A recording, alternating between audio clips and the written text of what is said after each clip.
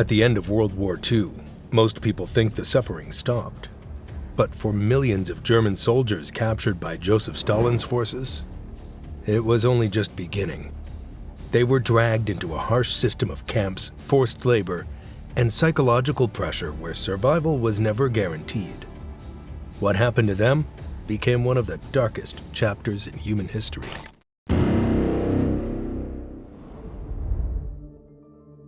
By early 1943, the war had already swallowed entire armies. But what happened in the Battle of Stalingrad completely flipped the direction of the war. Back in the summer of '42, German forces had pushed deep into southern Russia as part of a massive offensive ordered by Adolf Hitler.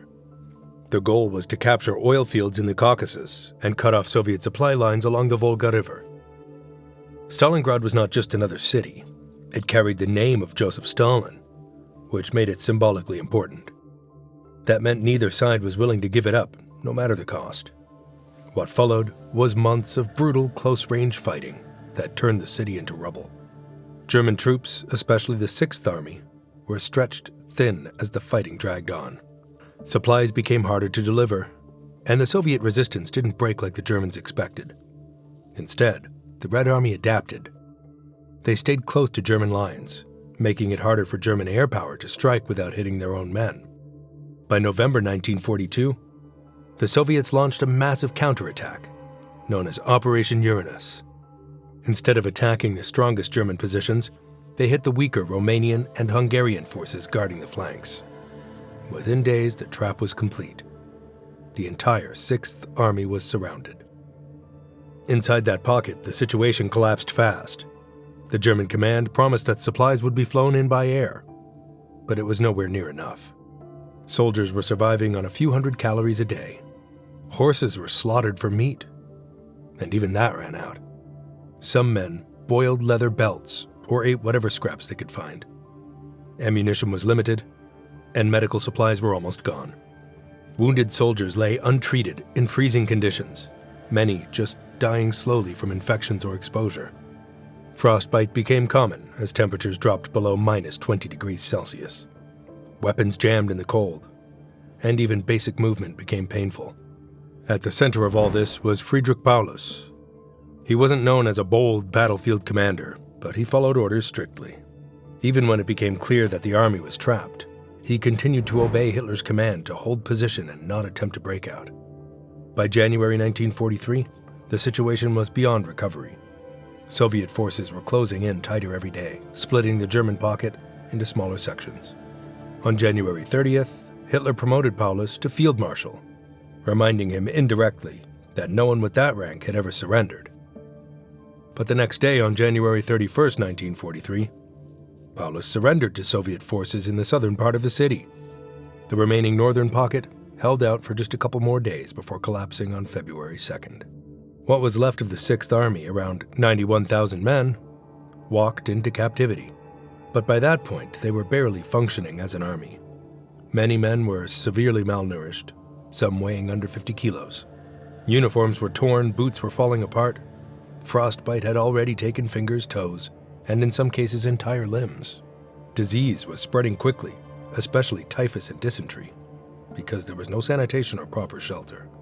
The Soviets themselves were dealing with massive losses and shortages, so they were in no position to provide proper care, even if they wanted to. But beyond that, there was also anger. The invasion of the Soviet Union in 1941 had led to millions of Soviet deaths, and now the captured Germans were facing the consequences of that war. Out of those 91,000 prisoners, many died before they were even transported far from the battlefield. The surviving ones were not immediately placed into organized camps. Instead, they were forced into long marches across frozen land, often covering huge distances on foot. These marches were not carefully planned evacuations. The Soviet forces needed to move tens of thousands of prisoners quickly, but they didn't have enough transport, food, or proper equipment to handle them. The conditions during these marches were extreme. Temperatures regularly dropped to -20 or even -30 degrees Celsius, especially at night. Most prisoners were still wearing the same uniform they had fought in for months, which were now torn, thin, and soaked from snow. Proper winter gear was rare. Many had lost their gloves or scarves, and their boots were worn down to the point where they barely protected their feet. Some soldiers wrapped pieces of cloth or rags around their feet just to keep going, but even that didn't stop frostbite from setting in. Food during these marches was almost non-existent. Prisoners might receive a small piece of bread or a thin, watery soup, but it was nowhere near enough to sustain them, especially in such harsh conditions. Hunger weakened them even further, and many were already close to starvation before the marches even began. As a result, men started collapsing daily. Some simply couldn't take another step. Others tried to keep moving, but eventually fell behind. The Soviet guards had clear orders to move the prisoners forward, no matter the cost. They were not given the resources to care for thousands of weak and starving men, nor were they expected to.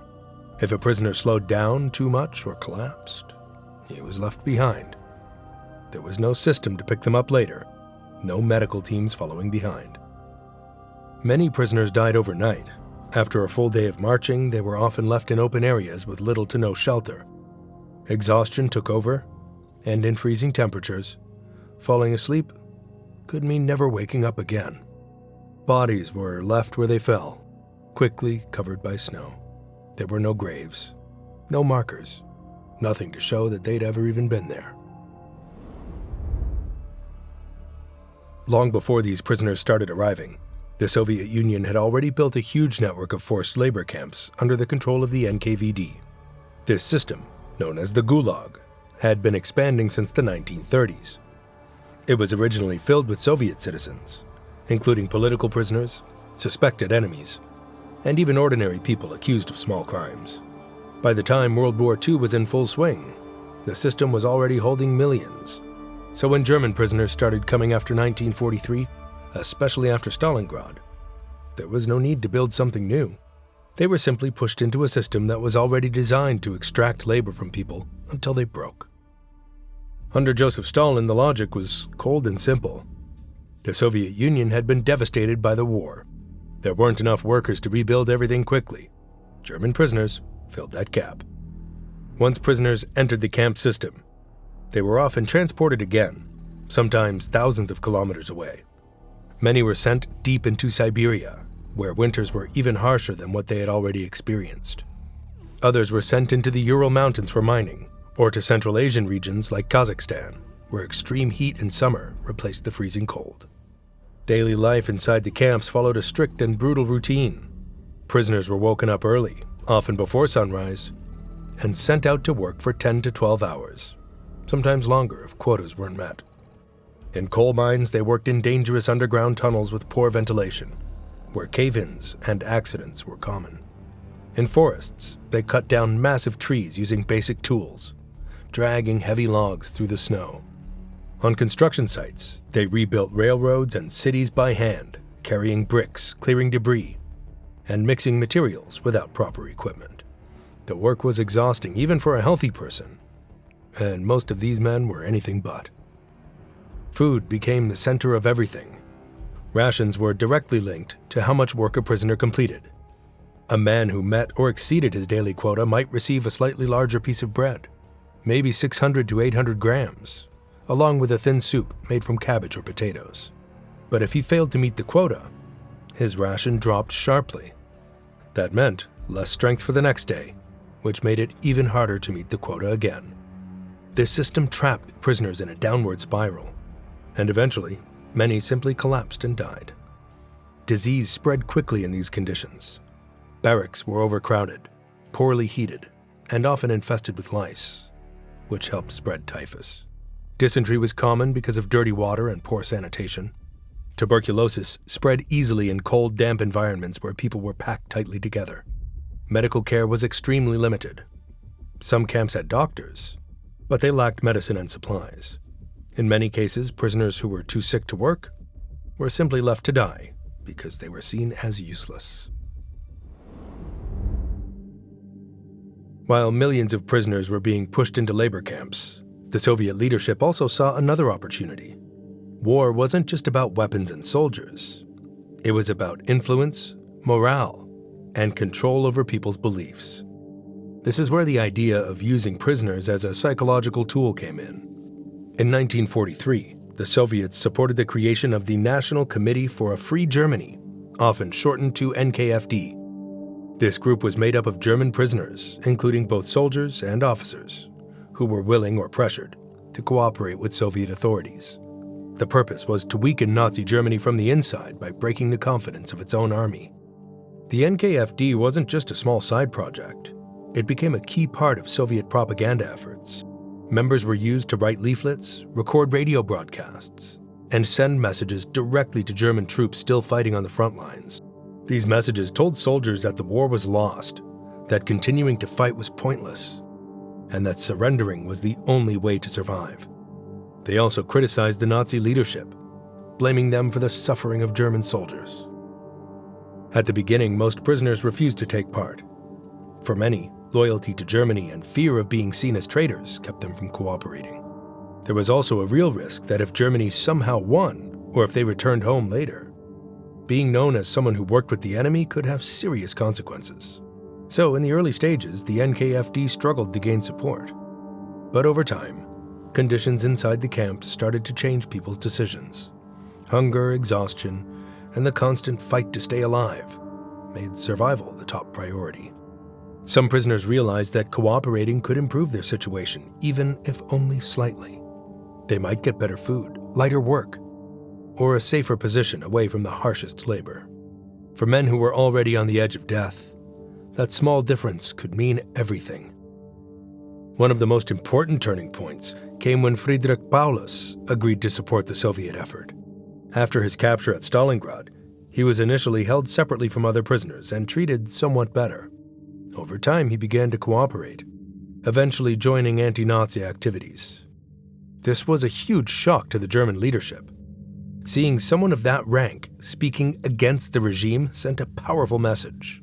Paulus's involvement gave the NKFD a level of credibility it didn't have before. This created real concern in Berlin, especially within the Nazi high command. They feared that such messages could weaken morale among troops who were already facing defeat on multiple fronts. Other high-ranking officers also joined similar efforts, forming groups like the League of German Officers, which worked alongside the NKFD. Together, they tried to influence German soldiers through every possible channel. For the prisoners involved, this came with a trade-off. On one hand, they had a better chance of surviving. On the other, they became part of a system that used them as tools in a different way. Instead of physical labor, they were now part of a psychological campaign.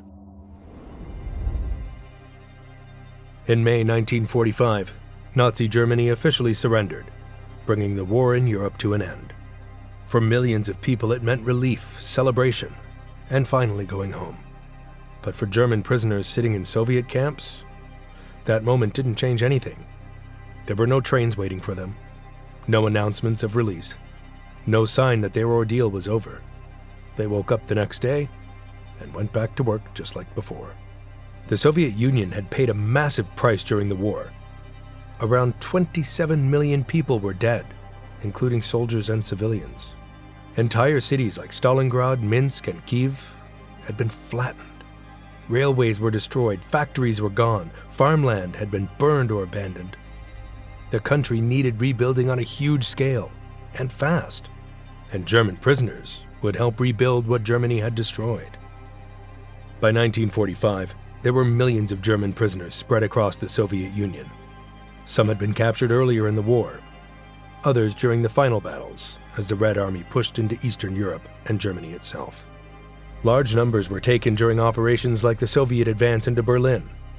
These prisoners were immediately absorbed into the same labor system that had already been in place for years. They were sent to construction sites, factories, mines, and rail projects.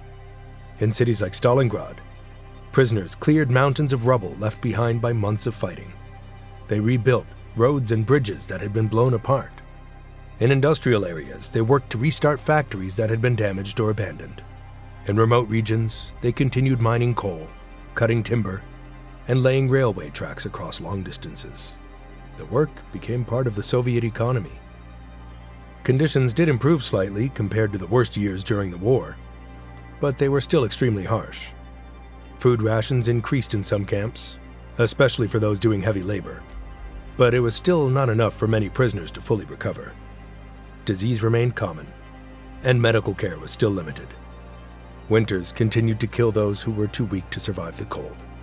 One example often mentioned in records is the rebuilding of Stalingrad itself. German prisoners were used to clear the destroyed city they'd once tried to capture themselves. Thousands worked there for years, living in rough conditions, while trying to survive the same environment that had nearly killed them during battle. While this was happening, the Western Allies were taking a very different approach. The United States, Britain, and France also held German prisoners, but most of them were released much earlier, often by the late 1940s. In contrast, the Soviet Union kept its prisoners far longer. Officially, the reason was reconstruction. The country needed labor, and releasing millions of workers too early would slow down the recovery. There were also political reasons. Holding prisoners gave the Soviet Union leverage in negotiations and allowed them to control the narrative about the war. At the same time, the world's attention was focused on the Nuremberg trials, where top Nazi leaders were being judged for their actions. These trials were public, organized, and aimed at showing justice on an international stage. But for most German prisoners in the Soviet Union, there was nothing like that. A small number of officers and officials were put on trial in Soviet courts, especially those accused of war crimes on Soviet territory, but the vast majority never saw a courtroom. Their reality was much simpler and much harsher: work, hunger, and survival. There were also moments when the Soviet Union used prisoners as part of public displays. In July 1944, even before the war ended, tens of thousands of captured German soldiers were marched through Moscow in an event sometimes called the Parade of the Vanquished. It was meant to show the Soviet people that victory was coming and that the enemy had been defeated. For the prisoners, it was another moment of humiliation, being used as symbols rather than individuals. After the war ended, releases did happen, but they were slow and limited at first. Some sick or severely injured prisoners were sent home earlier, especially in the late 1940s. But large numbers remained in the camps well into the early 1950s. It wasn't until after Stalin's death in 1953 that things started to change more quickly. The new Soviet leadership began releasing prisoners in larger groups, and by 1955, most of the remaining German POWs had finally been sent back. By that time, many had spent nearly 10 years in captivity. The men who returned were physically and mentally changed. Years of hard labor, hunger, and isolation had left lasting damage. Some came back with chronic illnesses.